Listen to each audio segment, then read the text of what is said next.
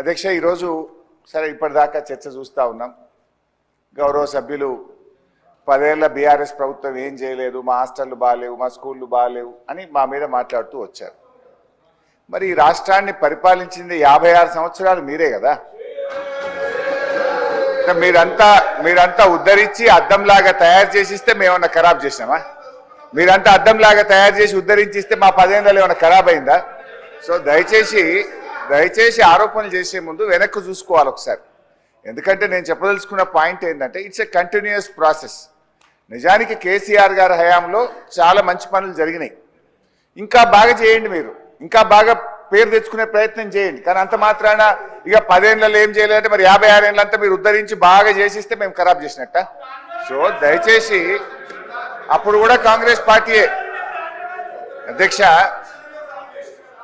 కొన్ని పాయింట్స్ చెప్తాను అధ్యక్ష. 1900 అధ్యక్ష ఈరోజు సరే ఇప్పటిదాకా చర్చ చూస్తూ ఉన్నాం. గౌరవ సభ్యులు 10 ఏళ్ల బీఆర్ఎస్ ప్రభుత్వం ఏం చేయలేదు, మా హాస్టళ్లు బాగాలేవు, మా స్కూళ్ళు బాగాలేవు అని మా మీద మాట్లాడుతూ వచ్చారు. మరి ఈ రాష్ట్రాన్ని పరిపాలించింది 56 సంవత్సరాలు మీరే కదా. మీరంతా ఉద్ధరించి అద్దంలాగా తయారు చేసిస్తే మేమన్నా ఖరాబ్ చేసినామా?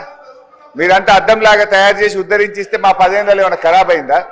సో దయచేసి ఆరోపణలు చేసే ముందు వెనక్కు చూసుకోవాలి ఒకసారి. ఎందుకంటే నేను చెప్పదలుచుకున్న పాయింట్ ఏంటంటే ఇట్స్ ఎ కంటిన్యూస్ ప్రాసెస్. నిజానికి కేసీఆర్ గారి హయాంలో చాలా మంచి పనులు జరిగినాయి.